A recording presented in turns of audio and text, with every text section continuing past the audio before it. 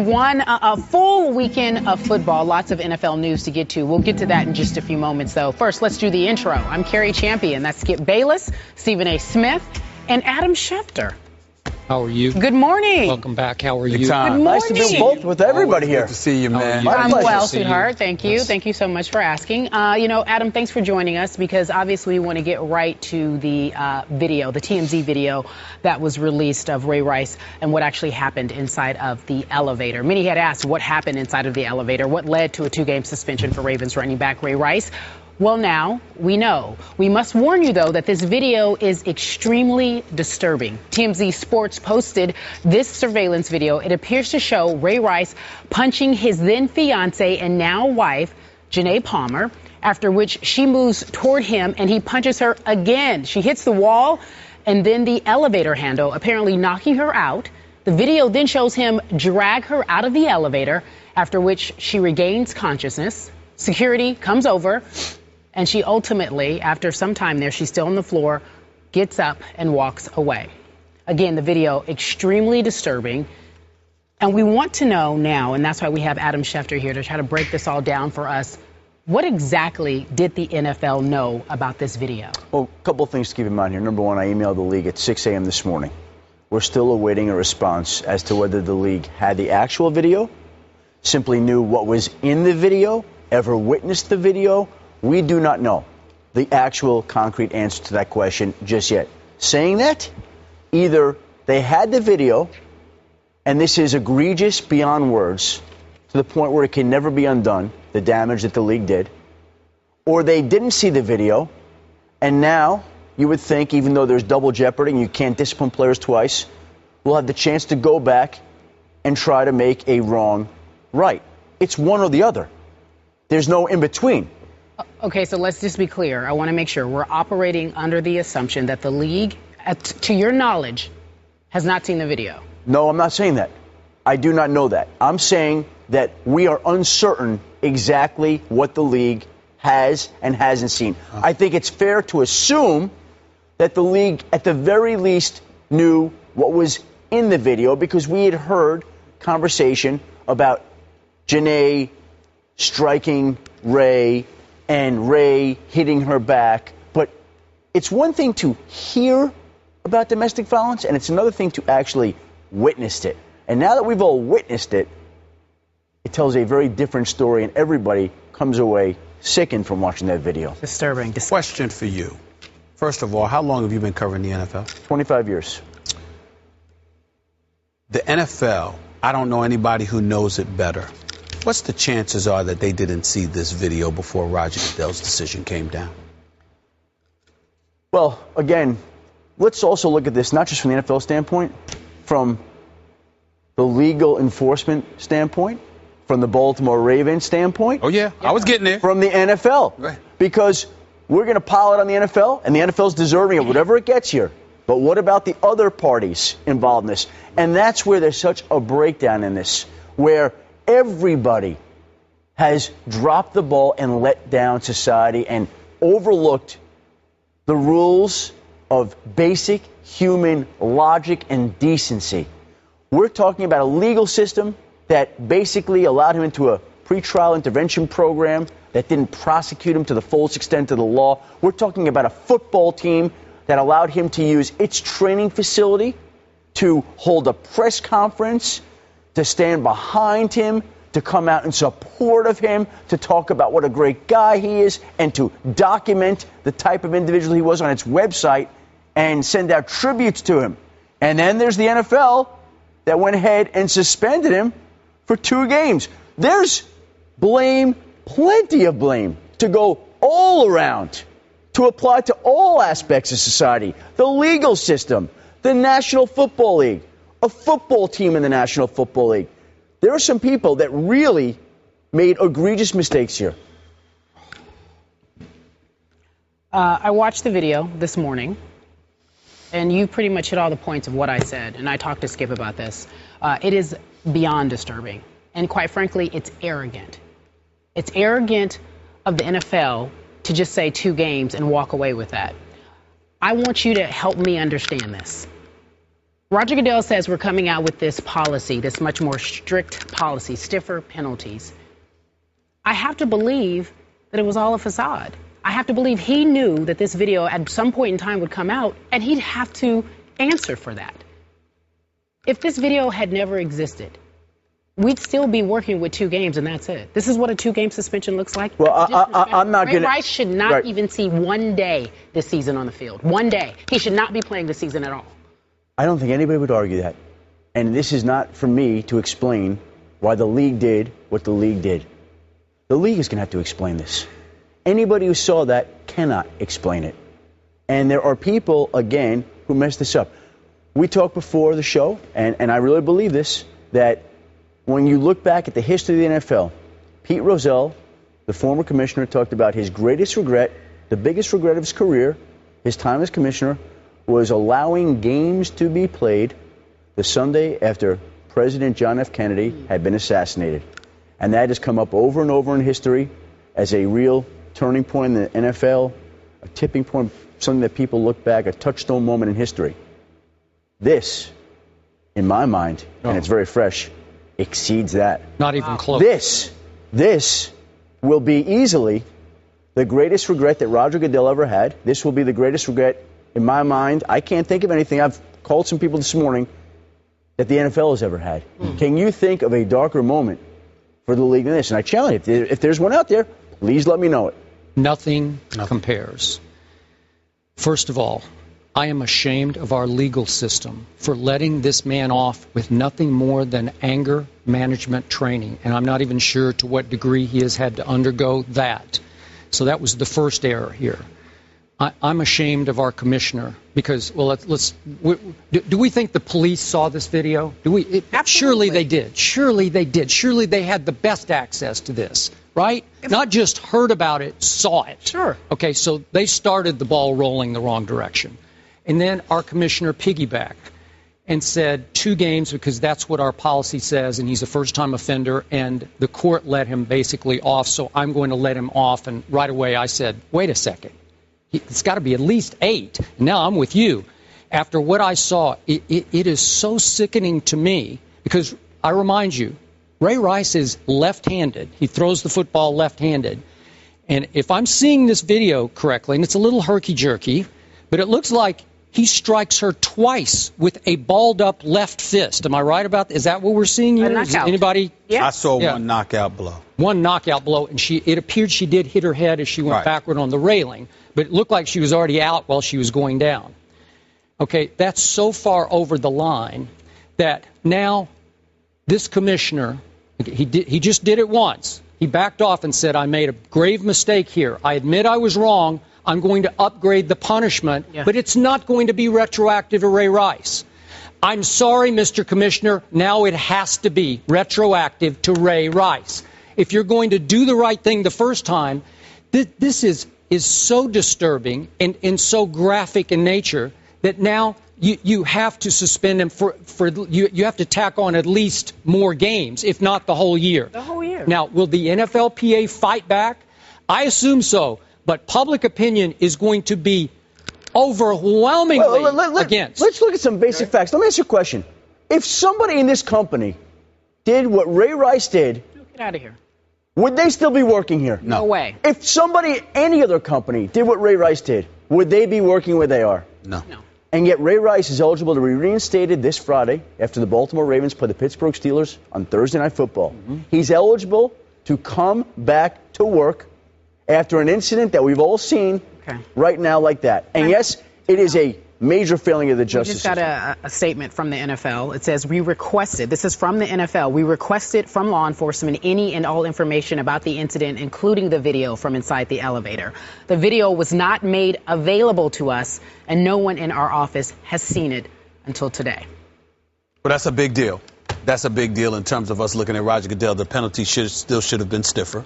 But at the same time, if you haven't seen it, because let's face it, if a picture's worth 1,000 words, a video is worth, in this particular case, about 100 million, if not more. So there's no question that if Roger Goodell had seen this video and still came down with just a 2-game suspension, it would be everything that we're saying. It's still bad, but at the same time, having not seen that video, Okay? Roger Goodell, I don't want to say he gets a pass because obviously it should have been more than 2 games. But at the same time, again, we talked about this incident on several occasions on this show as well as various other shows here at ESPN.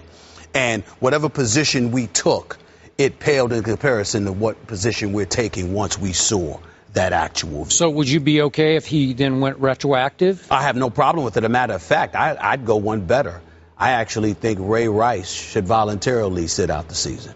I actually think Ray Rice should sit there and be ashamed to show his face and say, I really, really don't need to show up. But Ray Rice knew all along what had happened. I know that. So it would ring rather hollow for him. Sure it would. Out now and say, I decide to sit out the season. Sure it would, but what I'm talking about is the level of discomfort, because obviously the Baltimore Ravens should be incredibly embarrassed over all of this as well, because we've seen you have people looking at Harbaugh and wondering what his position was in terms of why he wasn't more outspoken against Ray Rice as well as the Ravens organization. And obviously with Roger Goodell, you were expecting the same thing from the NFL. So you were assuming that somehow, some way, they had to have seen this video. If the NFL is saying that they didn't see it, chances are the Baltimore Ravens are going to say the same thing. Question for you, Schefter.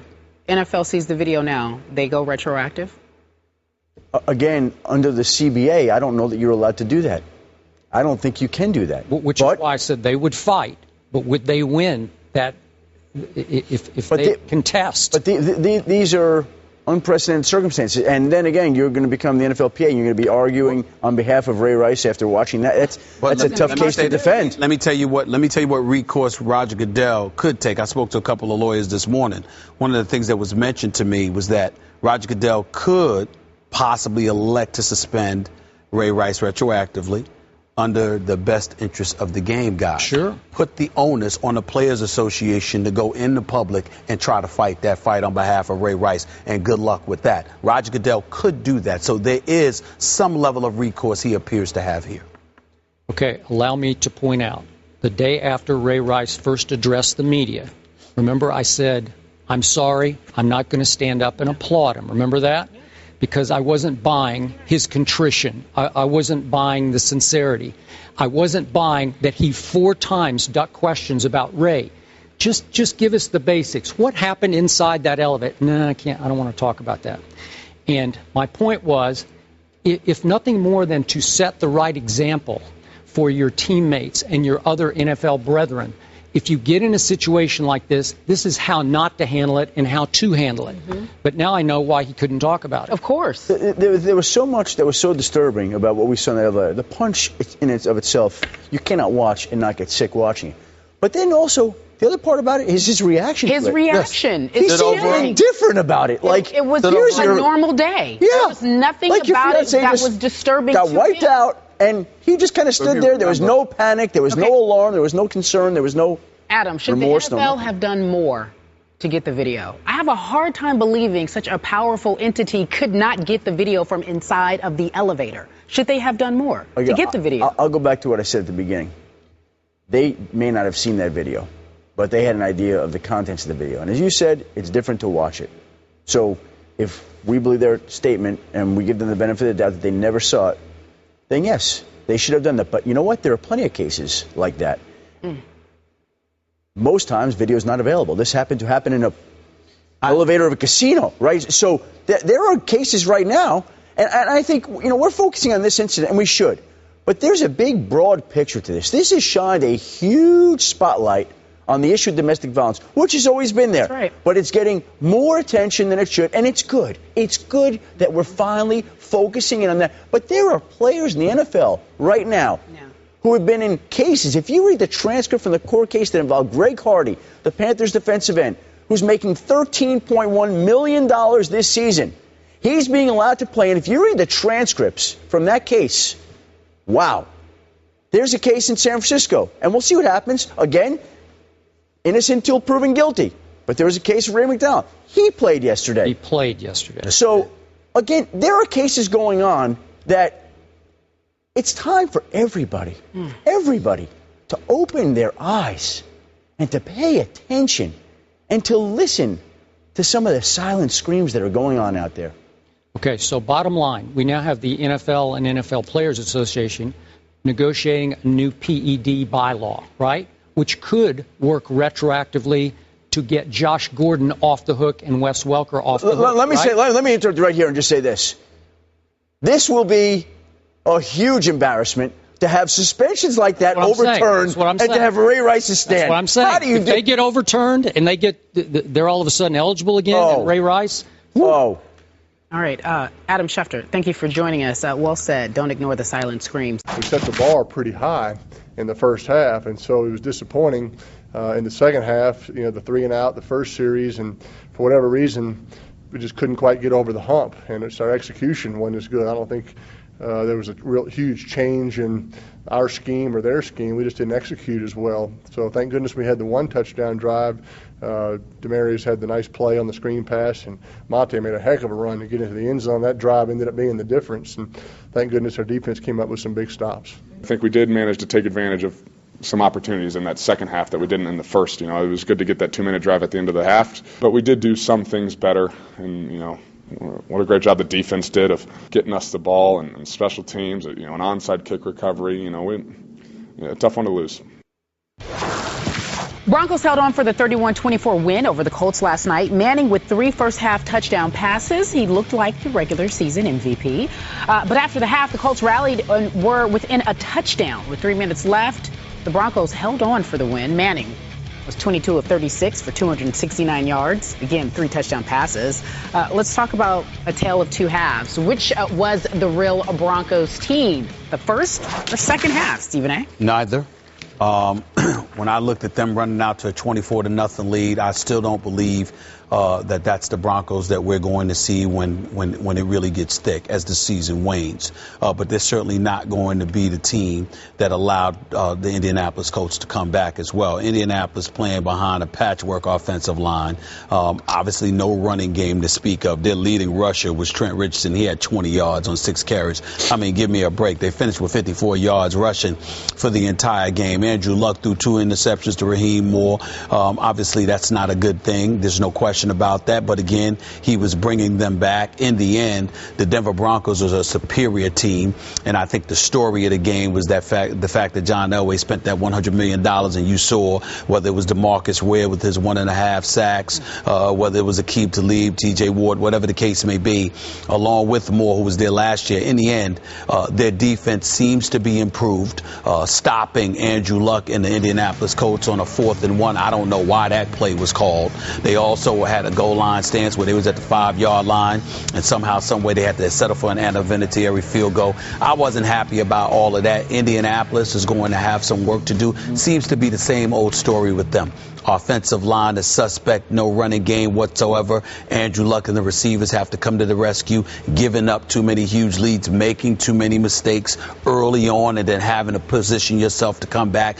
That seems to be the story with the Indianapolis Colts. But the Broncos didn't have Wes Welker, and even if they did, I still suspect that, again, they're not going to run away with anything when the season wanes and times get tight. So I would say it's neither scenario. Whether the first half or the second half, neither was with the team that we're going to see the Denver Broncos be throughout the season. And I would say both. I would say that's exactly what we're going to see.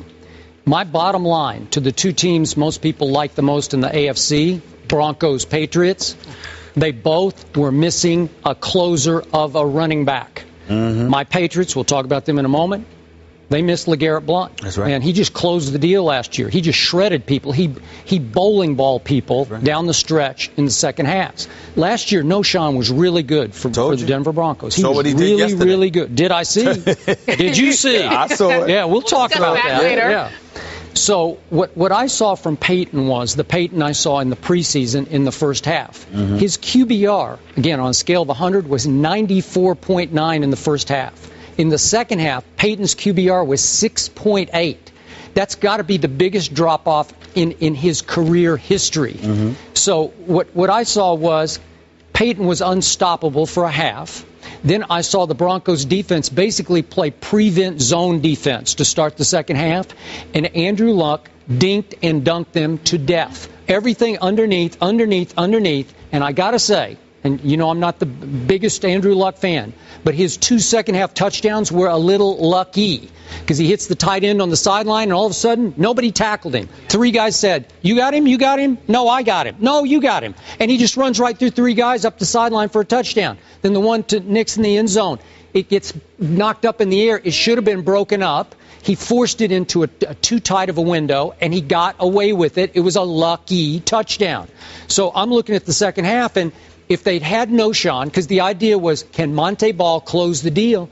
I don't think he can close the deal. He makes nobody miss. He's not that big. He's not that powerful. He runs straight ahead. And all of a sudden, when they started turning off his faucet, the whole faucet got shut off. Yeah. They lost rhythm. They lost their flow offensively. And Peyton just looked lost in the second half. And as you point out, they were lucky that the defense made 2 early stands, or we'd be having a different conversation right now, right? And not only that, with Monte Ball not being Noshawn Moreno, not having the ability to run over, evade tacklers, shrug off tacklers, etc., you're going to find yourself in a situation where teams are going to look at Denver and say, if we can bring just a little more heat in Peyton Manning's way, we can thwart this offense. And I think that's what you have to worry about with the Denver Broncos. The Denver Broncos, to me, don't appear to be as formidable as they were last year. It's just one game, and I understand that. But the Indianapolis Colts have a lot of work to do, and they were in a position to make some noise in this game if it weren't for a few missed opportunities. I agree. Last quick point in favor of the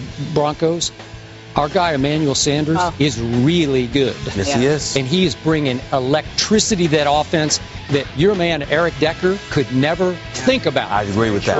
I agree with that. Very true. I definitely agree with that. Gentlemen, let's move on to the NFC East. Anybody see that game? This is Skip's pick to win the division. You know what? I fell asleep. What happened? Yeah, well, I just dozed. They didn't win. They did not win. They didn't win? No. Wait.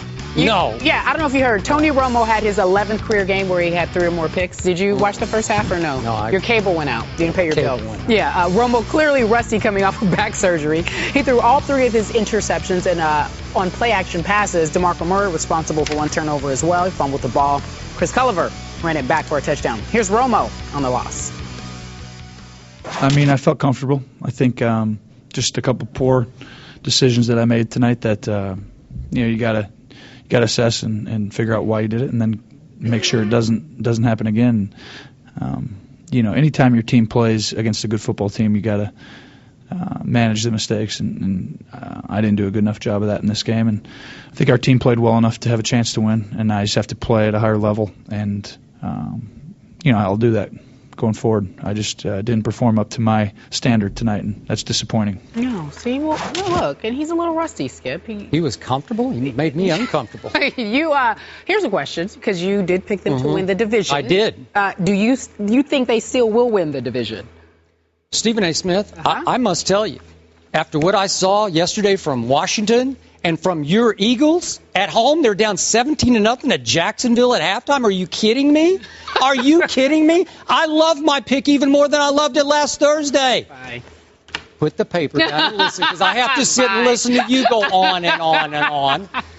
Okay, obviously, as far as my upset pick yesterday went, it went up in smoke on the 3rd play of the game, when our friend DeMarco Murray coughed it up, and not only coughed it up, but they picked it up and ran it all the way back. When that happens, as I often talk about on this show, tumultuous touchdown turnovers, where it goes the other way, you're probably not going to win that game. Yeah. And then my man Tony Romo followed suit with not 1 or 2, but 3 interceptions in the first quarter and a half. Now, I got to tell you, all objectivity. Okay. Some people were calling it rust. I thought he played pretty well in the preseason games that I watched, and I watched all of them. I'm starting to worry that his back is still bothering him, because one thing Tony is not, he is not inaccurate, and yesterday he was often inaccurate. That could be back issues. His arm strength at times on the deep ball didn't look quite what it used to be. I remind you, Tony Romo last year threw 31 touchdowns to only 10 interceptions. And in the first quarter and a half, he threw 3 interceptions, and 1 virtually got run back for another touchdown. Went to the 2-yard line. So the offense that I was banking on yesterday, hanging my hat on yesterday, handed them 14 points. Well, you're probably going to lose the game. Now, for the metallic silver lining of the game yesterday, I must tell you, and I don't hear anybody talking about this, the defense that was supposed to be historically bad, I thought it was far, far better than I thought it was going to be. The defense allowed only 14 total points, only 319 total yards. The defense shut out the 49ers, the vaunted 49ers, even though we've had issues with their offense. Second half, it was 14-0 Dallas in the second half. And guess what, boys and girls? My Cowboys might have climbed right back in that game if my best player, Des Bryant, hadn't been dehydrated on the Des. Yeah. Do you want the big Megatron deal or not? If you do, you got to come out and make the plays when it's time to make the plays. He's over there going to the locker room. I'm dehydrated in the season opener at home under the roof. Are you kidding me? Didn't they have the air conditioner on and see anybody else dehydrated? You can't do that to me, because with Des Bryant, I might have just creeped right back in that game. And by the way, I predicted San Francisco would score 28, and I hit it right on the nose. Unfortunately, my team didn't score 31. As you predicted. Yeah, and I thought they had potential, and I think you thought they had potential to score up close to 30 points. I did. You know, you are so funny, man. Words can't describe. Somehow, some way, Skip Bayless sat up last night, probably kept Ernestine, the lovely Ernestine, up all night, because you were sitting there trying to figure out a way to play, to just divert attention away from not one, not two, but 3 interceptions by your boy, Tony Romo. Yeah. What did he do? He threw an interception to Reed. Yeah, you glossed over it. I didn't gloss. I said if he's hurt, I'm done. Threw three interceptions, 1 to Reed. He missed. I'm wide open. Dwayne has wide open. Terrible. Missed it. It was terrible. One to Jason Witten, when that got coughed, it got intercepted by Patrick Willis. Even Patrick Willis was quoted as saying, "I couldn't believe he threw it. I couldn't believe he threw it." By the way, I mean, it was unbelievable. Thank you for bringing that up, because that cost me 7 points. That cost me 7 points. They're on the 5-yard line. That's what I'm trying to tell you. Again, I keep trying to tell you. You keep trying to change the narrative, my narrative about the Dallas Cowboys.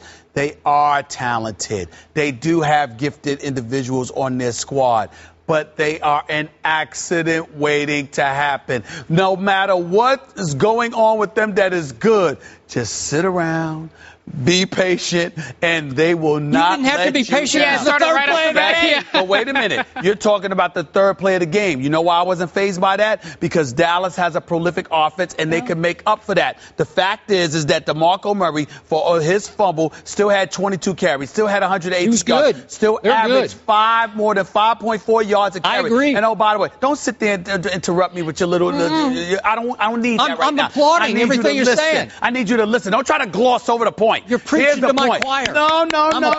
Mr. Dallas Cowboys going to win the division.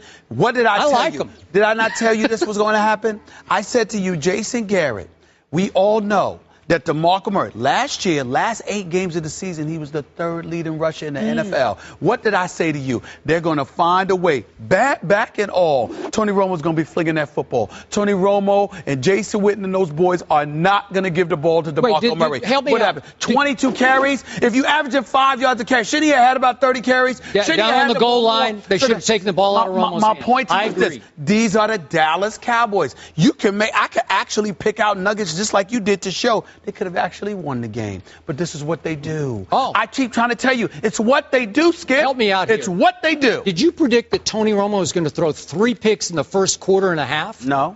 Thank you. I never predict those things. Okay. What I predict is that somehow, some way, just lay back. He won't let you down. Okay. Right when you think they've arrived, they will mess it up. This is who they are, and this is what I'm warning you right now. I'm warning you right here on national television. I am warning Skip Bayless. It's going to come a time.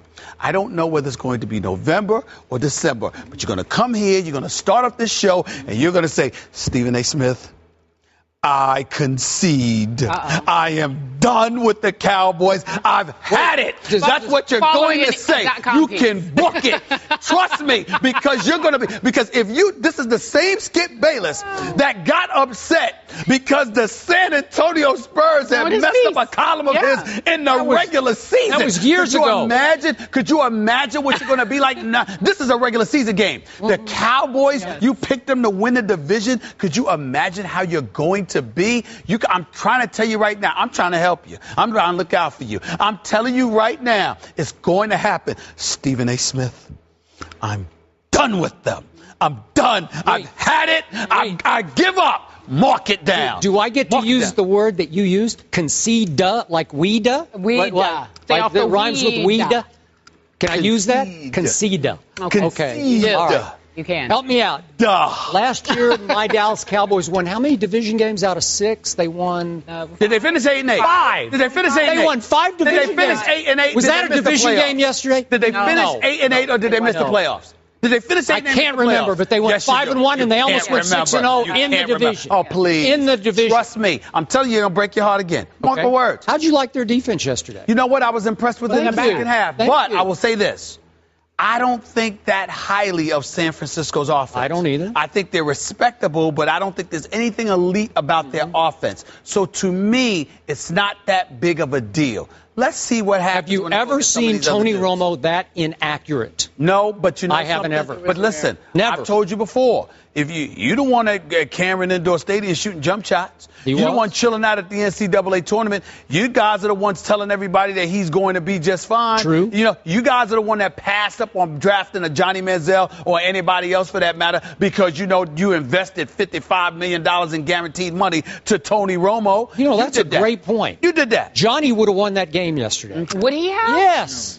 Yes, he would. Thank you for bringing that up. Yeah. Thank you. Too bad they didn't You make get him, so many good points. He makes a lot of great points. So Skip Bayless sticking with it. He says the Cowboys will win the division. I had a good time on Twitter yesterday, just laughing at them. Wait, was it help me out. Did I misread that score in Philly? It was 17-0. Hold on. Jacksonville at halftime? It was. 17-0? What was the final score? I forget. They won. It should have been that from the start. It don't matter. It's how it finishes. Did the Redskins score only 6 points, or was that a misprint? They lost. They too lost as well. We'll talk about RG3 coming up a little later on. No, truthfully, I don't think we're really gelling anywhere today. I mean, there wasn't much positive, from the quarterback position, the receiver position, the tight end position, the running back position. I mean, none of us can play like that and expect to win. So all of us have to go out and do a much better job than we did today. Take the coaching, understand what we need to do better, and then go out and execute next week. I think our execution was just terrible. We just couldn't do anything offensively. We couldn't sustain drives. We couldn't get a first down. We couldn't run it. We couldn't throw it. It was just a bad day. It's got to be the beard. Tom Brady and the Patriots lose their season opener for the first time since 2003. Miami rally past New England in the second half with a 32-20 win. Brady 0 for 12 in the second half on throws at least 15 yards down the field. 0 for 12 in the second half. Wow. He could not connect, as you just mentioned, and for the first time, Tom Brady has become the starting quarterback. The Patriots find themselves in sole possession of last place in the NFC-East. It's still early, no need to panic. So we'll have Skip explain to us what happened to the Patriots yesterday. For what happened yesterday, I blame not Stephen Ridley. No. Stephen A. Smith I blame for what happened yesterday. It is his fault, and I want the world to know that I predicted this on Thursday when this man had the gall, the unmitigated gall, to quote you, to sit across from me and try to steal my thunder by picking my Patriots to win this year's Super Bowl. Not just to get to the Super Bowl, but to win them. And what did I say? You hex them. See, it's beyond jinx. Jinx is just game to game, but hex is season long.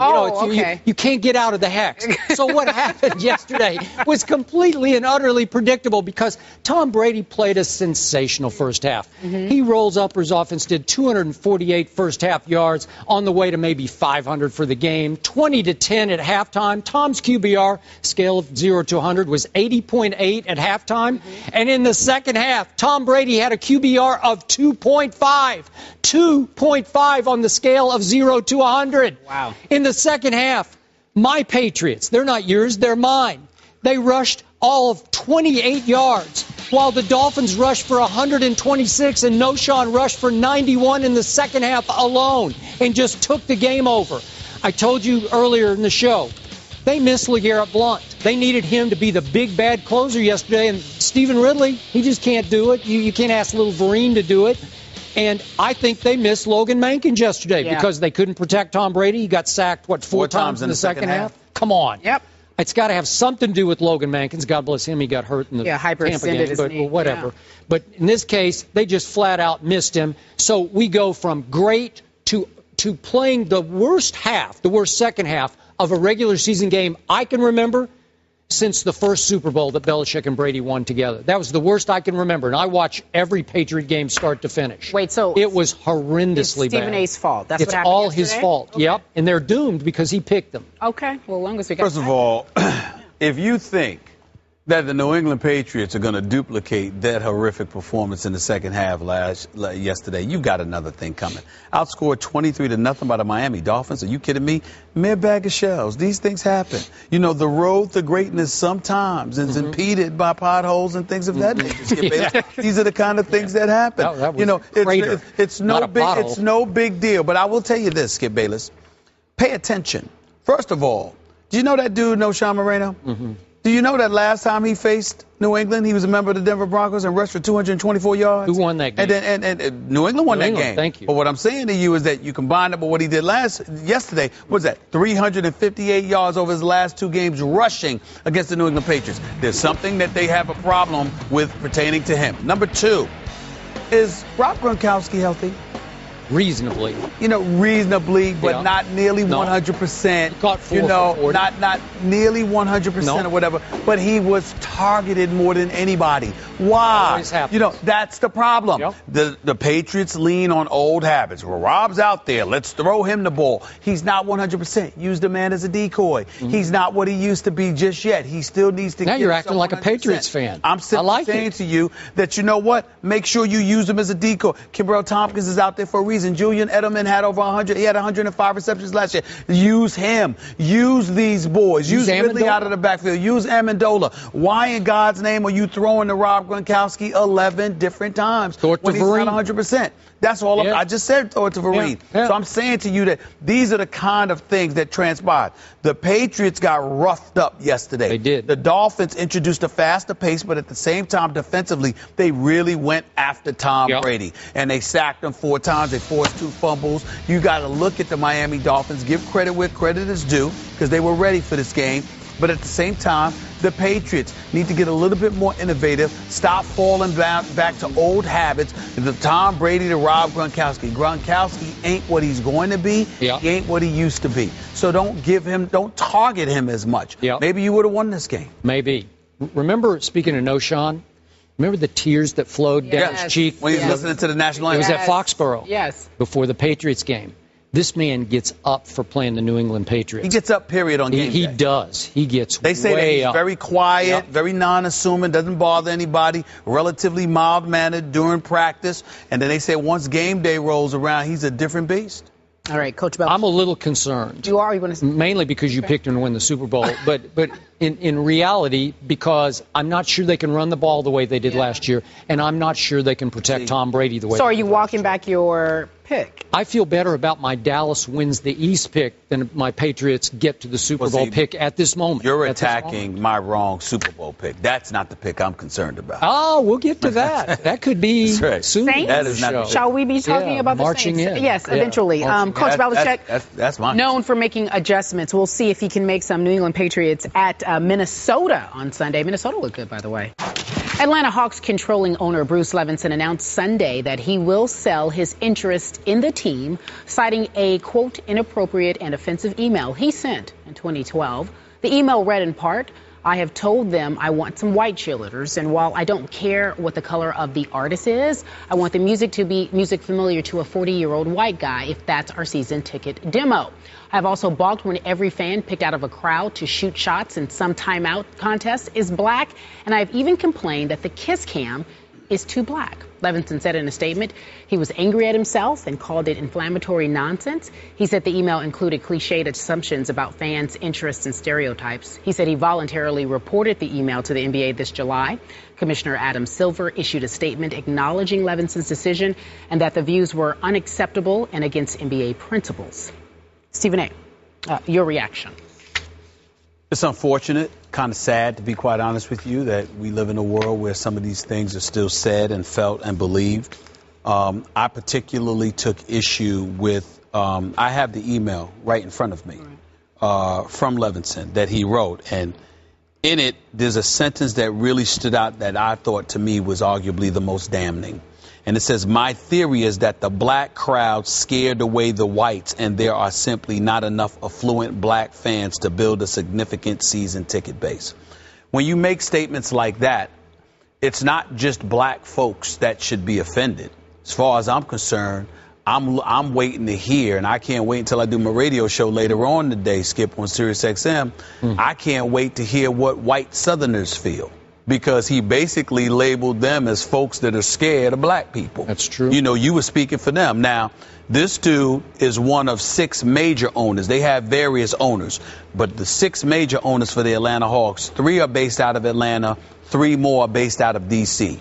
He's based out of D.C., lives in the same neighborhood as David Falk, super agent to Michael Jordan years ago. Is friends with David Falk, who also represents the GM, Danny Ferry, who brought in Elton Brand, who's also represented by David Falk. So not that he has anything to do with this. Yep. I'm just pointing out that the man is connected to people in the NBA, and that has a lot to do with why he ultimately became one of the owners in 2004, 2005. Keep in mind, however, that while we talk about this, we have an obligation to make sure, to try to make sense out of all of this, because to me, what Donald Sterling did is entirely different than what happened here. Yep. Donald Sterling was spewing rhetoric and, racial rhetoric because he was upset that his mistress was being seen with black people. Quote Donald Sterling, why do you need to be around black people? What does that do for you? Etc. And then called out Magic Johnson. This, regardless of how foolish, how incendiary and inflammatory Levinson sounds, it's about business with him. That's what he was talking about here. He was talking about the white male demographic, which he labeled the primary demo for the NBA, because they're the ones that spend the most on season tickets. Okay, the 35 to 55-year-old. Why are they not coming to our game? Why is 70% of our crowd base African American? Why is 90% of the club African American? He's saying if we want to make more money, we want to build our season ticket base, we've got to make sure a little bit more diversity on the other side comes into play, in the club, in the arena. The cheerleaders, all black. Maybe there should be a few others that are cheerleaders. Now, regardless of how that sounds, and I'm here to tell you, didn't come out right at all. He comes across as incredibly insensitive and ignorant. Yep. I am somebody who draws a distinction between ignorance and racist. You see what I'm saying? I draw that distinction. And I found his statements to be, to some degree, more ignorant than anything else. I do understand how you can look at it, because I also, again, I read what I was uncomfortable with, and I stand by that. It was uncomfortable, but I'm bringing all of that up to say, if it were not for the Donald Sterling fiasco, I believe an apology and a press conference would have been more than enough for him to get by this incident. But because of what happened with Donald Sterling, the heightened level of sensitivity has kicked in, and as a result, you have to eradicate this at every turn. Okay. That is my belief. You know far more about this issue than I know. So I'm going to defer to you on these points that you just made. Sure. And I do respect them. I must say that I'm hearing 2 issues here. I'm hearing a Levinson issue, and I'm hearing a Danny Ferry issue as it pertains to what was reported as he read a scouting report that contained an offensive and racist statement. Correct? That's what has been reported. Okay, that's not what I heard. Okay, that's not what you heard. But that's a level of concern for me deeper than even Levinson, because I understand what you say about ignorance.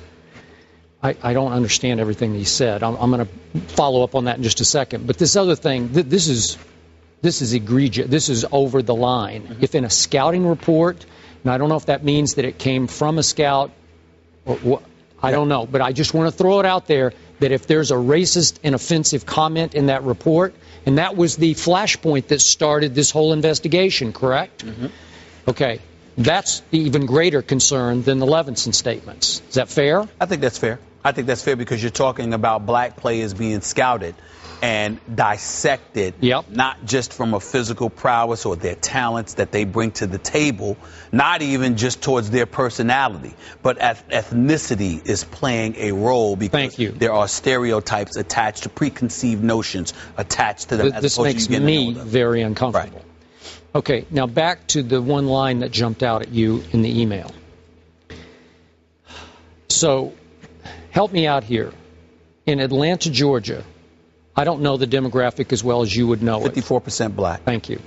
At least according to the latest census report that I read. So why do you have to market to the, what did you say the age range was? 35 to 55 white men. Why do you have to market to them? 40-year-old white men. Are you telling me there aren't enough affluent black members of the Atlanta community who couldn't support this team as season ticket holders? I think what he's saying is that they're not the ones spending the kind of money that the 35 to 55-year-old white male demographic is known to spend, not to mention the fact that you have to remember one of the things that he said, and I don't know if it's factually correct, but in his email he alluded to the Washington Wizards because he was talking about the team in the nation's capital where he's at, and obviously Prince George County, very affluent black folks in that area, but they still make up 15%, approximately 15% of the Wizards audience. I don't know. Yeah. Why don't they buy tickets? Because they can buy. They're capable of buying. Say they don't. That's what I'm saying. We don't know. You may have more white folks in the suburbs, Virginia and what have you, that come to the games.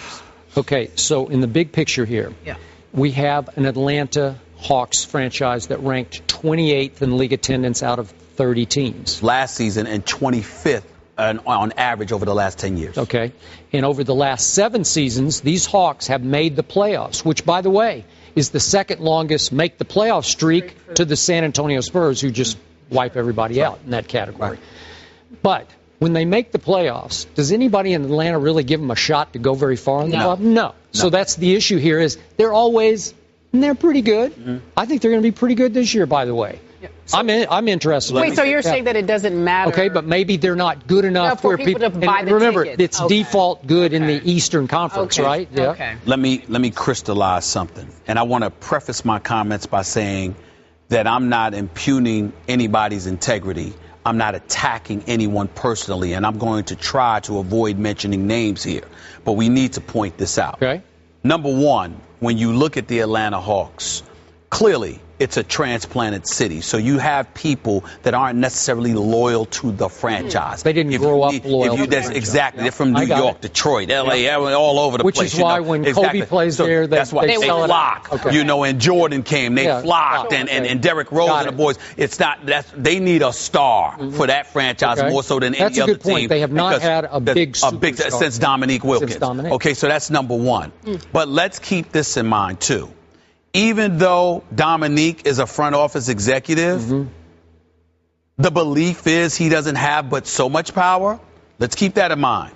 Arthur Trish, a well-known PR guy, widely respected throughout the league. I mean, when you talked about Atlanta, you knew Arthur Trish almost as well as you knew the players. I've known him from the early 80s. He was fired by Danny Ferry. Danny Ferry wanted his own guy. I agree. You have Mike Woodson, who guided them to the playoffs, rebuilt the franchise, guided them to 3 consecutive playoff appearances, got fired after a 53-win season and a berth to the semifinals in the Eastern Not by Conference. Danny Ferry, by Rick's son. By Rick's son. That was by Rick's son. What I'm saying to you is that when you see an email like this come out, and then we're hearing about how far this may stretch and how long this may have been going on, and then you see, for lack of a better phraseology, black bodies falling by the wayside. All of a sudden, you're looking at the Atlanta Hawks and you're like, what's going on down there? Particularly when your fan base, like he said, was 70% back. When I went to the Phillips Arena, when Mike Woodson was coaching and they were in the playoff series against Miami one year, I remember. You know, Chicago. I mean, that place was bananas. It was packed. You understand? It was a show up in there. Now, I'm not saying it was that way for regular season games because I wasn't down there that much during the regular season games. And I can tell you, there's some black folks with some money in Atlanta. There are a lot of black folks with money in Atlanta. A lot. But in fairness to Levinson and the Hawks, if folks are buying tickets but not season tickets, and the subject was building your season ticket, and the NBA, according to Levinson, is saying that the targeted primary demo is 35 to 55-year-old white males, then is he beyond the pale to speculate as to what's costing him this money with that demo? That's where we get tricky here. Because, see, for me with Donald Sterling, it was clear cut. If Levinson is doing an email and he's highlighting and explaining, this is why I think we're not making the kind of money. It's egregious, it's stupid. He deserves to be called on the carpet for it. I got it. But at the same time, is it the kind of offense that would make you have to give up ownership? Wait, time out. So are you saying it's more business-minded, simple and dumb, what he said? But it was more business-minded. But it was more business-minded. It was more business-minded. As opposed to him being a racist. And it needs to be said from somebody like me who is a black man. See, we have to be careful as black folks. We got to make sure everybody and everything ain't racist. Some things are just ignorant and stupid and foolish. All right. And some things are racist. Now, some of the language in here may be a bit uncomfortable and it was ridiculous, but at the same time, if you're discussing business and you think this is what's costing you money and you highlight it in the email, as stupid and as egregious as that is entirely different than what Donald Sterling did. So too black isn't racist to you. It's just dumb. It's just dumb. Okay, and I'm going to ask this question one more time. It's just dumb. Why in Atlanta, Georgia, does your target demo need to be 35 to 55-year-old white men? If, again, the answer to that would be, are black folks buying season tickets? Okay. See, season tickets are season tickets. Not a 10-game package, not a 4-game package. If you're talking about, if the subject is about the season ticket base, and according to Levinson, they're saying scour the league, and the primary demo is 35 to 55-year-old white males. All I'm saying is, before we go any further, can we investigate whether or not that's accurate? Because if it is accurate, and the businessman is saying, well, clearly that's the audience that we've got to attract because that's where the money's at. Okay. All right. Ooh. But why do you keep asking that question? Because what are you getting at? In Atlanta, Georgia, when you told me 54% African American, Yes. Right. It has such an affluent segment of the African American community that you maybe you're targeting the wrong. Maybe you're going after the wrong audience. I totally agree. Okay. But if what he said is factually correct, then we got a problem. Okay. I commute from Schenectady to Manhattan. It's about a 6-hour round trip. But it's cool. My family loves Schenectady, and I love books on tape. It's a lot of time to spend driving alone. On the other hand, Schenectady is really close to the highway, so... Life is a long drive. Make sure your car is along for the ride. Mobile Super Motor Oil is formulated to help prevent sludge and protect against wear. Mobile Super, for long engine life. Yeah, I mean, I think the issues in this game was just us hurting ourselves in the red zone. Other than that, we moved the ball pretty well the entire game, minus the first quarter, which is why you play 4 quarters. But, you know, it's a constant process of trying to hammer in the details and fix what you need to fix and moving forward to the next week. And we'll fix the turnovers that we had today, and it starts with me, and I'll make sure that happens.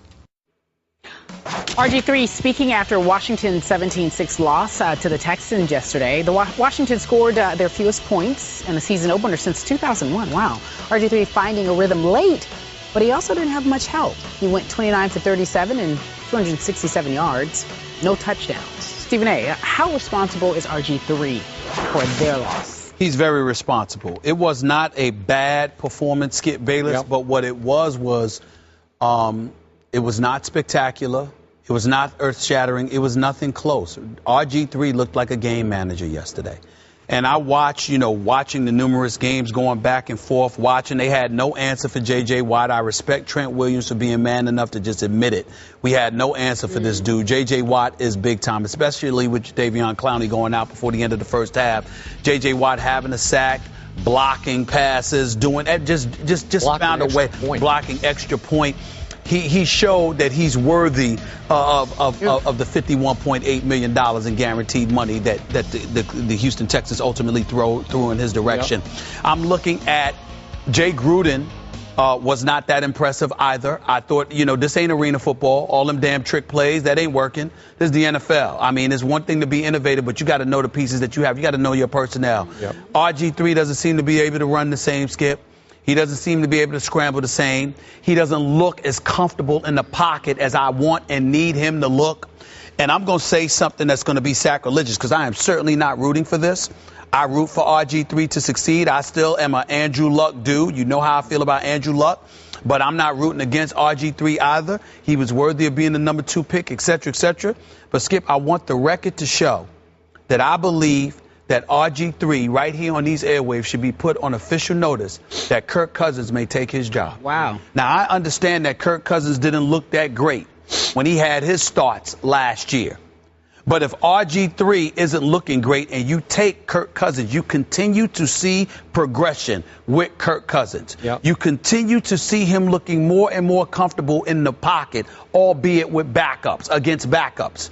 Knowing that, and knowing that there were several teams out there that would have given their arm to get a quarterback of Kirk Cousins' caliber because of the injuries that they incurred, and the Redskins are hell-bent or holding on to him, leads me to believe that the Redskins know that they may very well need to lean on this boy, because I think faith in RG3 is dissipating before our very eyes. In the locker room? And I think it's in the locker room. I think it's with the locker room. I know for a fact that it's with the fan base in D.C. I agree. Don't tell me that I know too many people, got too many loved ones in D.C. I know for a fact that people are looking at RG3 and they're saying, we don't know about this brother. Now, maybe it's because he's not healthy and the knee's not 100%, even though he says it is. It was a thigh bruise. It wasn't his knee.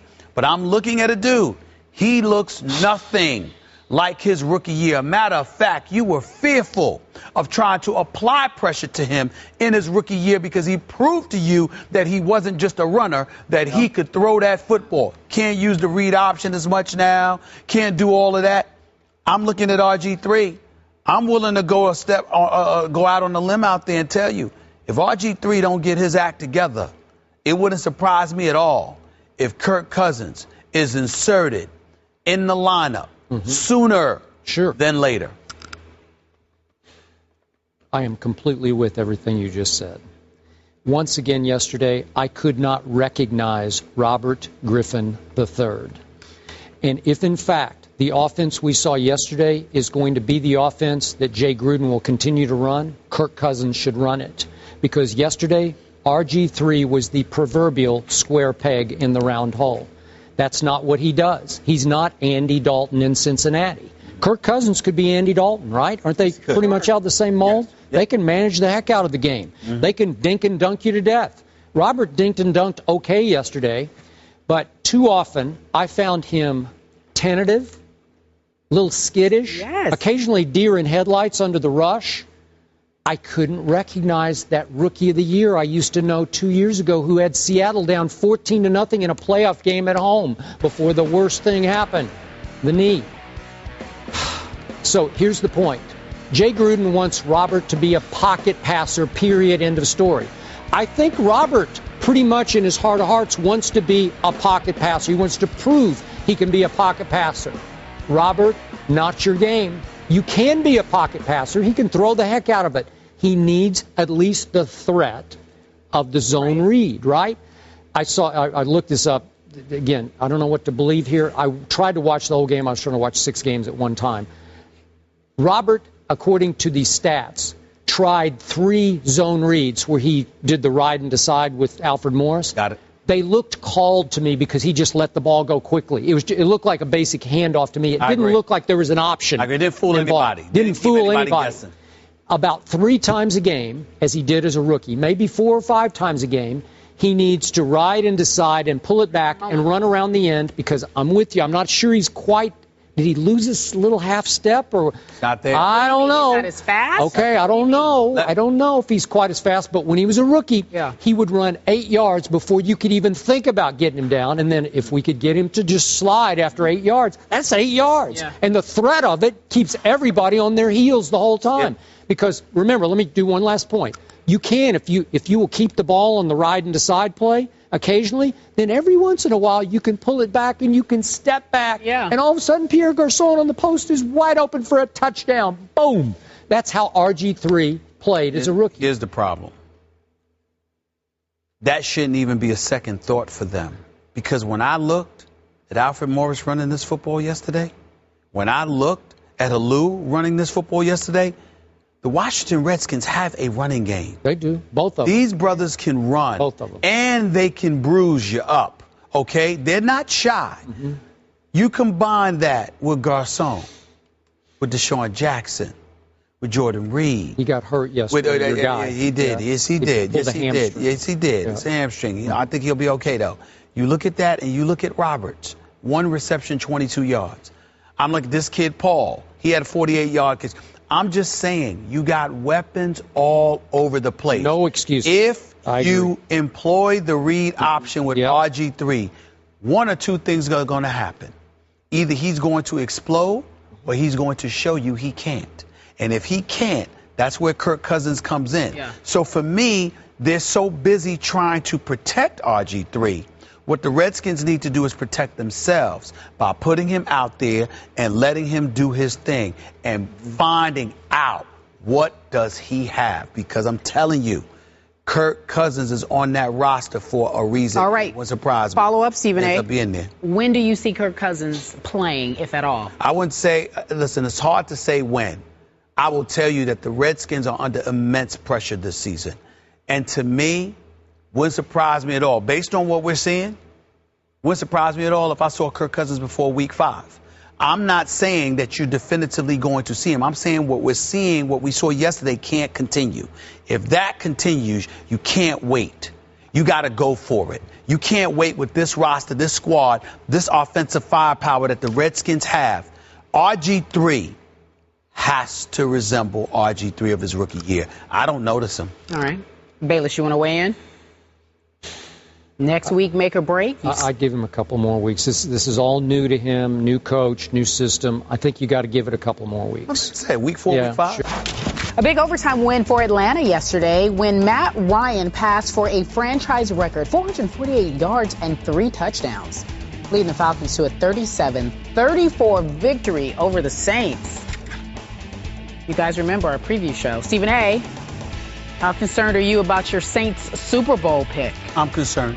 I'm not going to jump off the wagon just yet, but it's entirely possible that I might. Their offense was big time. 472 yards, converted 62% of their third downs. They were impressive, averaged over 5 yards a carry. Love how they went down and took a 34-31 lead with Mark Ingram running into the end zone. Love that, but that's nothing surprising. Yeah. I'm not swayed by Marcus Colston fumbling, getting stripped, rather. That was huge. In overtime. That was a huge play on the Atlanta Falcons' part. Mm-hmm. They deserve props for that, but at the same time, I'm not really worried about that. Moore stripped Colston. That was a great play on his part. I'm not concerned about it because those kind of things happen. What I am concerned about was New Orleans was the 4th-ranked defense in the NFL last year. We made so much noise about Rob Ryan and the job that he was doing defensively with this team. And to me, they reverted back to the 2012 season. I just wasn't impressed with their defense at all. 448 yards passing to 9 different receivers, doing what they wanted to do, when they wanted to do it, how they wanted to do it. Remember, Julio Jones coughed up the ball. That was another touchdown. So I look at New Orleans' defense as being incredibly suspect. Once again, they reminded me as to why I said the reason why they were my Super Bowl pick was because I thought they would be good enough to have home field advantage. Yep. But if they don't have home field advantage, there's no way in hell they're going to the Super Bowl because this team on the road, particularly on the defensive side of the ball, don't show up. And that's my problem with them. So right now, again, it was Atlanta. You got to remember, Julio Jones was out last year. Roddy White wasn't himself all last season. You made that point That's on right. Friday's show. I said this team, Matty Ice, is no joke. I know that to some people like yourself and others, he may have underachieved, but I consider him to be a big-time quarterback. Second tier, not first tier, but a big-time quarterback. He definitely responds with the game on the line in the regular season anyway. I give him a lot of credit for that. And Julio Jones and Roddy White, when healthy, are an elite tandem in this game. Yep. So I look at that with Rodgers out of the backfield, with Steven Jackson, with an offensive line I'm now worried about because Jake Matthews had to go out with the ankle injury and left the game in a boot. I just look at Atlanta still in all as a team that will resurrect itself from a couple of years back, and they're going to have something to say about supremacy in the NFC South. But I am concerned about New Orleans' defense. But I'm not going to jump off the wagon just yet. I thought yesterday was a great day for the Seattle Seahawks, who didn't even play, obviously, yesterday, because I just think they look down the road, and they're still, as Earl Thomas always says, one championship game at a time. But I said New Orleans would go 12-4, and I'm going to stick by that. And I think Seattle's going to come close to running the table. I gave them one loss. And if I'm even remotely right about those two picks, that means that even if New Orleans gets to the NFC Championship game, it's going to be in Seattle. Yeah. That's a wrap. No hope. It's a wrap. Done. It's over. Yeah. Thank you very much. Drive home safely. In this case, Matt Ryan, I've never been the biggest fan, he was top tier yesterday. But is it because that defense is now third tier in New Orleans? I don't know what happened. I was shocked by that. He threw for a franchise record 4-for-8. Yep. Now, it took overtime to do that, but still 4-for-8. And his fellow namesake, the other Matt, Bryant, those were two clutch field goals. Those are boomers. Matt those Ryan makes those. Who does he make them? He made 250 plays. Is he really? Well, did he score for you yesterday? Come on, it's not inclement weather. You're in the dome. No, you're in the dome. But boy, he nailed both of those kicks, and those are big-time clutch kicks. Yeah. So I'm thinking Rex Ryan had a pretty good day yesterday, but he was playing against a rookie quarterback in Derek Carr. Rob Ryan, who I have great respect for, did not have a good day yesterday because his secondary got torched. It got torched by an offense that can torch, but doesn't always torch for whatever reasons, because Matt Ryan can come and he can go and he can be a little off and he can make some big mistakes. But yesterday he was on and he made them look so off that I cannot see New Orleans winning more than 12 games. That's my conclusion from yesterday. You tweeted yesterday Matt was clutch. Which Matt were you referring Bryant. to? Okay. Just want to make sure. Bryant. I'll say you're on Matty Ice's tip, and you weren't before. No. Get on him, Kerry. Yeah. Get on him. Yeah. You know, you were very critical of Matt Ryan. Yeah. Well, in the past. He has an occasional good day. Occasional. Yeah. Occasional. Remember that Sunday night game when the Patriots went in there with Julian Edelman and nobody else and somehow won the game? Do you remember that? Yes, I remember plenty of other games. It was a nightmare. It's a nightmare. I remember plenty of other games team. he's won. Yesterday's opener between the Steelers and Browns, Cleveland fell behind 24 points at the half, but their defense rallied in the second to almost upset the Steelers. Pittsburgh held on, though, and walked away with a 30-27 victory. What do you make of the Browns' comeback in the second half, Skip Bayless? I make of it that at halftime yesterday, with the Browns down 27-3 and Brian Hoyer having a QBR on a scale of 0 to 100 of 4. A 4 QBR in the first half. He completed 4 out of 11 passes for 57 yards. I proceeded to jinx tweet Johnny Manziel because I said it's time for you-know-who. And I didn't even have to use his name, and everybody knew you knew who was. And what happened? Brian Hoyer turned into Tom Brady. The Tom Brady of the first half yesterday, not the second half. And isn't it amazing how so many games yesterday went from way over here to way over here in the second half? So many, even Brady and Peyton went from high QBRs to abysmal QBRs. Yeah. Well, all of a sudden, Brian Hoyer, thanks to your Pittsburgh Steelers that you picked to go to the playoffs and I did not, was turned into the starting quarterback. And clearly he regained the starting job in the second half, going 15 of 20, as you said, for 173 yards, with a QBR of 82.3 on a scale of 0 to 100. And look, Brian Hoyer is pretty good. He's always pretty good. Johnny Manziel has a chance to be special. That's just me. You got to get the opportunity, and I thought yesterday was going to be the opportunity, and instead he was turned back into Johnny Bench in the second half, and he got to watch yet another second half. So here come the Saints with this suspect Rob Ryan defense. That's back in Cleveland next Sunday, and then the Ravens visit. So do you give the Browns much of a chance with Brian Hoyer starting those games? I do not. I say that No doubt Cleveland will lose both games. Maybe they'll be somewhat competitive, but they will lose both games. And then we get to that ominous bye week.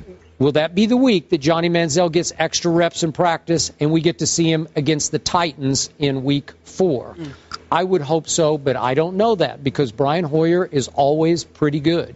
Do you want to be pretty good and lose, or do you want to be up and down and have a chance to pull off big upsets?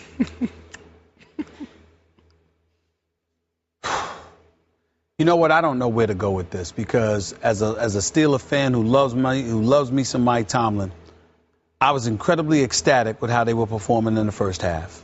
And unbelievably disappointed in how they performed in the second half. I agree. You got outscored 24-3, and those 3 points came on a last-ditch drive in which you connected with your number 2 receiver, Wheaton, who I'm liking more and more the more I see him. First flash I've seen him. I mean, this dude, he showed up, and he's got potential, and we understand he's got some speed, he's got size, he can fly.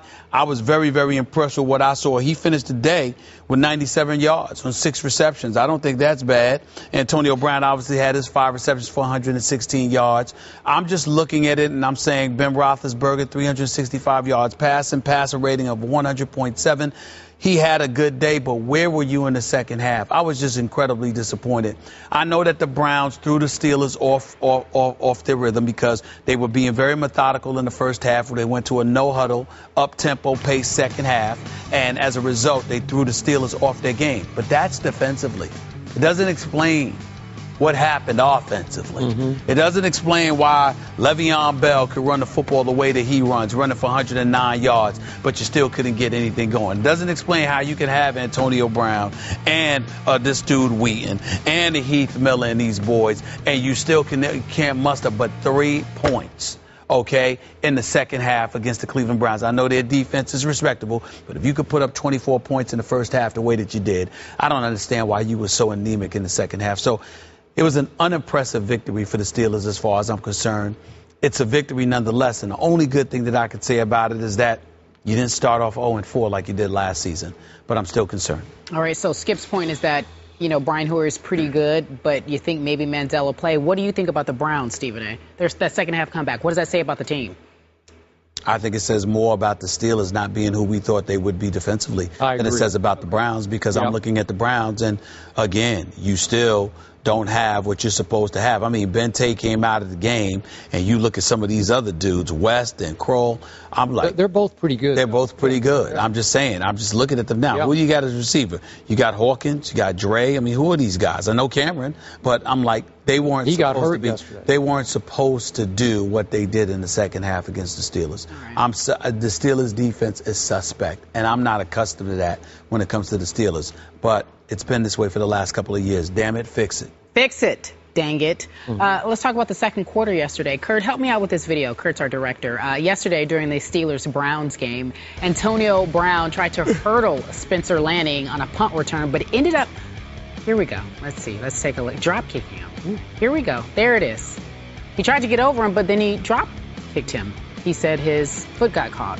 So let me ask you this. He was flagged for unnecessary roughness, and he said he had no intent on hurting anybody, Stephen A. I agree with that. Okay. I agree with that. I think that initially he was trying to hurdle over the guy, but when he realized he couldn't, he just extended his foot rather than expose his knees or anything like that and kicked him right in the face. I don't think he was trying to hurt him, but it was obviously something he should have been flagged for because you don't do that.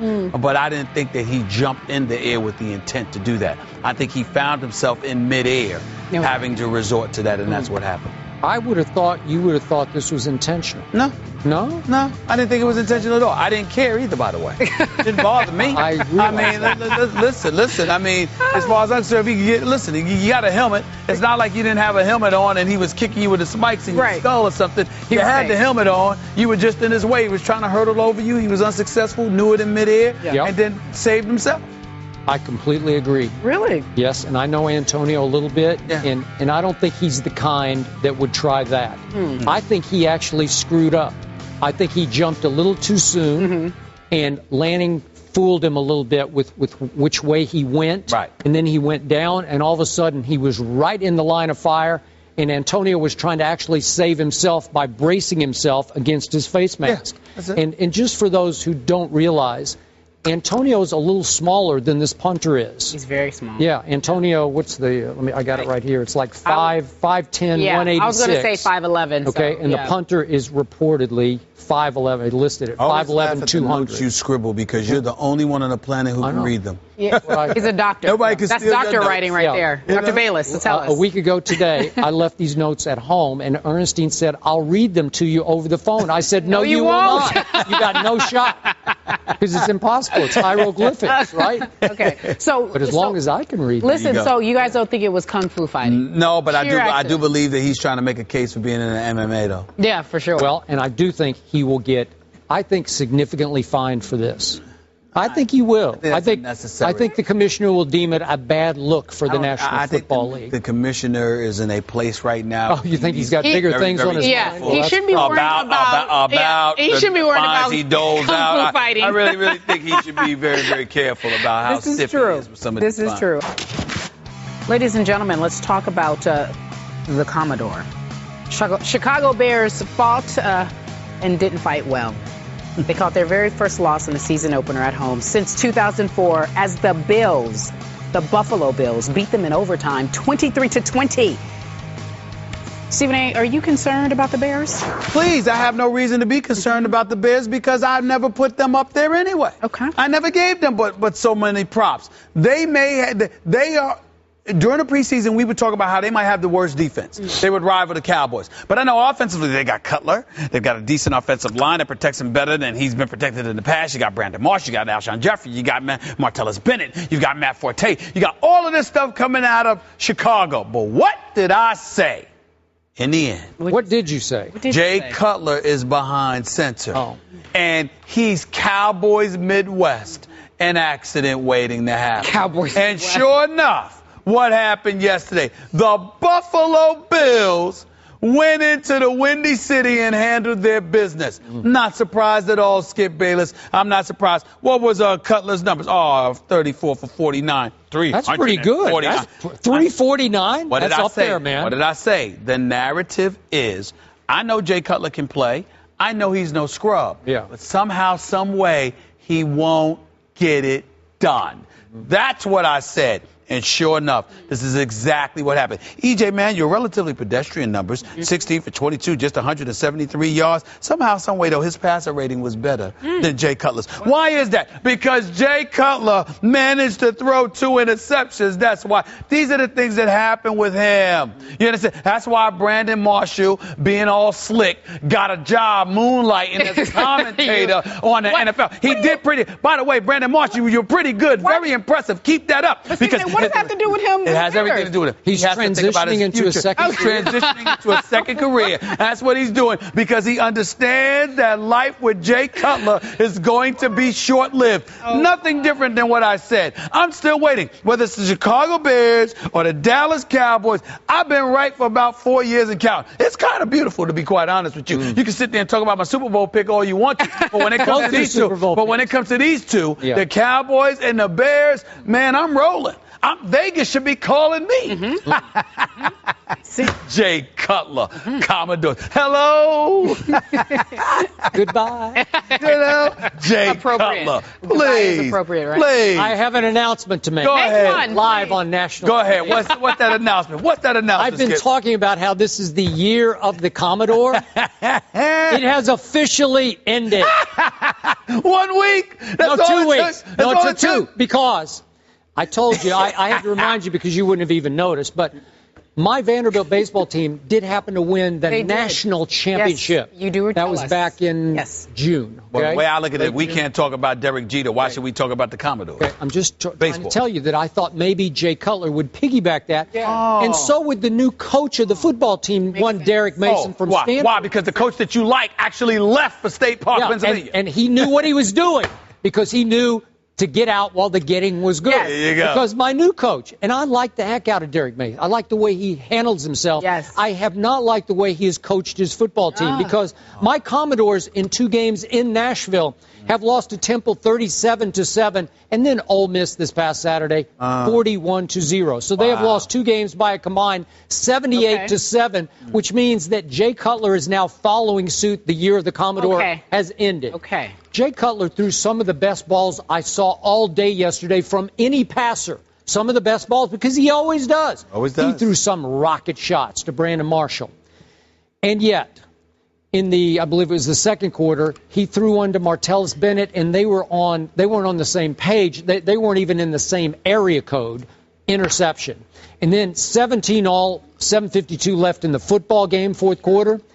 I don't know what Jay Cutler was doing, and I don't even begin to try to defend what he was doing because he's thinking it's 3rd and 1. He's thinking he's going to throw it there.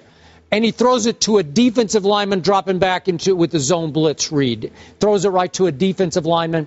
And that was bad because that is the kind of play that loses a game to an inferior football team. But in the end, if your defense cannot tackle one Fred Jackson for 39 yards down to the goal line in overtime, you're going to lose the football game, and their defense isn't good enough, which brings me to my conclusion. I did not pick Jay Cutler and company to even make the playoffs because I don't trust the defense, and unfortunately with no defense, it's hard to trust Jay Cutler for all 4 quarters.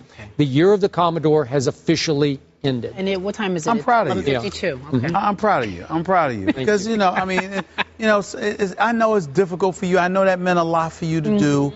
My heart goes out to you. My sympathies. Just being real. I know you're being real. It's rare. It's rare that when he's it comes real. to Cutler, but it's nice to see you finally join the party of reality. All right. And when David Price of Vanderbilt University, remember the other night, he gave up like 15 straight hits or whatever it was. So that's when you knew. Remember that? I was like, okay, I'm out. So Monday, September 8th, the year of the Commodore is officially over. Now that we've documented that. Yes. Ladies and gentlemen, it is time for our quick takes. Okay, our rapid-fire Q&A. Jadeveon Clowney left Sunday's 17-6 Texans win over Washington with an apparent knee injury.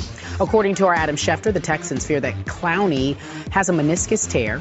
He will meet with doctors today to determine whether or not he needs surgery. Skip, how concerned are you? Scale to 1 to 10 for Clowney. I need to know if it's a Russell Westbrook meniscus tear or it's just your basic meniscus tear that would be like 4 to 6 weeks. If it's the Westbrook kind, if they try to sew it back up and the stitches don't hold, that's a big problem going forward. And now we have several problems with Jadeveon. He had some kind of hernia that he fought through. Then he had a concussion, and it looked like that was going to keep him out for longer than it did. And now the knee, is he brittle? Is he becoming damaged goods? He ain't used to the work. He ain't used to the work. It's foreign territory. This is the NFL and Bill O'Brien. This ain't Steve Spurrier in South Carolina. Not to sit there and say that Steve Spurrier doesn't work them hard, but at the same time, he's going to be a little bit lenient. He likes his golf. He's going to get out there and practice a little bit. You know how that goes. Remember, he said Jadeveon by default wasn't the hardest work. He didn't compare. He wasn't Lattimore. To Marcus Lattimore. He wasn't Lattimore. But here's the deal. I'm happy. I'm happy that Jadeveon Clowney got hurt after he got his money and got to the pros, not before. Justification for some of the question marks about him last year in terms of him going all out, et cetera, because, again, you got to concern yourself with this when you're trying to get to the next level. Okay. He's there now, so they'll operate on him. He'll be fine in a few weeks. He'll be back. And quick thought on J.J. Watt. I said last Friday, I think it was, I would just barely take Robert Quinn over him. I would even take Earl Thomas over him as a defensive force. One thing about J.J. Watt, the more you pay him, the harder he's going to play. He's because he played not just hard. that, not just that, multiple positions. Tackle position. I mean, he plays. He took over that football game. He took over that game, and he didn't care about the money. It had nothing to do with it. It motivated him. Nose tackle doesn't matter. The Eagles beat the Jags 34-17, but Please Foles explain. already had 3 turnovers yesterday, Stephen A. This compared to 4 all last season. So from his performance yesterday, you encouraged or discouraged by that? Well, listen, I'm neither. I mean, his performance in the first half was anemic, but it was primarily because he wasn't getting any kind of protection whatsoever. I watched that whole game. One of the guards went down. You had a backup trying to protect him. I think that guard, who's a Pro Bowl guard, might be gone. No, exactly, and he may be gone. You had a backup protecting him, and that didn't help Mathis. That's right, Mathis. But the point is that they still came back in the second half, and they ran through Jacksonville. Completely Shouldn't different they have? game. Yeah, they should have. That's what I'm saying. It's the opening of the season. It's game 1. It's okay. Chad Henne. I understand that, but again, well, their defense was a bit suspect at the time. But in the end, they responded, shut them out in the second half, and put up 34. I ain't hating on the Eagles right now. What was that question again, Carrie? Encouraged or discouraged? I am encouraged because I want Dallas to win the division. So I loved what I saw yesterday because those were bad signs in the first half. Instead of flying like an eagle, Nick Foles came back. In other words, the Dallas Cowboys could give up 28 points in the first half and hold San Francisco scoreless in the second half, and that's a reason to celebrate. But the Eagles could hold Jacksonville scoreless in the second half while putting up 34 points in the second half, but you want to sit there and knock the Eagles. Doesn't matter. San Francisco? Doesn't matter. It's Dallas beat San Francisco 14-0 in the second half. I'm going to hang on to that. Really? So it's a victory? Yeah, I'm going to take a moral victory like Jerry Jones. Thank you, Jerry Jones. I'll take that. You know, Jerry Bayless. Yeah. You know what I'm saying? Or Skip Jones, rather. Pick which one it is. Skip Jones. I like Skip Jones. Skip Jones. That's your new name. Your new name. Okay, so your guy Foles now in the first half he has a QBR of 3.4 on a scale of 100. Man, bag of shells. 3 turnovers and he had what 4 all of last year. Overreaction. That's a bad sign against the Jacksonville Jaguars. Listen, people have been telling us all during the preseason not to underestimate Jacksonville and that defense. And wait, that's what they said. Some little undrafted free agent receiver, rookie receiver, lit him up in the first half. That's right. That's wow. So you are encouraged because that means they'll win. They came back. Well, it's the Jacksonville Jaguars. Didn't most people think they're going to be the worst team in football? No. And it's at the Link. It's in Philly. Most people didn't think they were going to be the worst team in football. I think they Not with did. Oakland around. Monday Night Football kicks off in Motor City tonight as the Giants take on the Lions at 7:10. Who wins? Bayless or Skip Jones, rather? Who wins? Skip Jones. Stop it. I love Detroit. I love Detroit in this game because I like them to make the playoffs, and so do you. So I'm going to be curious to see how you pick this game, but I think they got weapons all over the place. I think the Giants are teetering at best. I think Eli is not going to follow up leading the league in interceptions with another Super Bowl run the way he has twice before. I think this is Detroit's coming out party tonight. I hope I'm not jinxing them. Based on what I saw in the preseason, despite the Giants going undefeated, I'm petrified for Eli Manning. The offense looks horrid. They're not on the same sync. You got the new offensive coordinator, McAdoo, with Eli Manning. Don't seem to be on the same page. Receivers with Manning, then timing on routes all off, kilter. Detroit's going to come at them. They're going to bring the kitchen sink. I don't know what the Giants are going to be able to do about that. And offensively, it's Megatron with Stafford, with Reggie Bush. There's nothing to talk about. I see the Lions winning this game. If the Giants look bad tonight and the Redskins look bad yesterday, You're and good. in the first half the Eagles look pretty bad. You're good. You're great. It all works in your favor. I'm NFC good. East, Dallas wins. First time since 2009. All right, over in the West, Arizona Cardinals face the Chargers. Who wins? Stephen A. You know what? I want to say the Chargers because the Chargers are coming off a playoff berth, and I think they're relatively impressive. But being in Arizona with that secondary, I know Dockett and Washington are out, and that's a big blow to their defense. But I think opening night on their home field against San Diego, it's the kind of game Arizona could win, especially with that secondary with Peterson and Cromartie. I think Carson Palmer also may have a big night just tonight.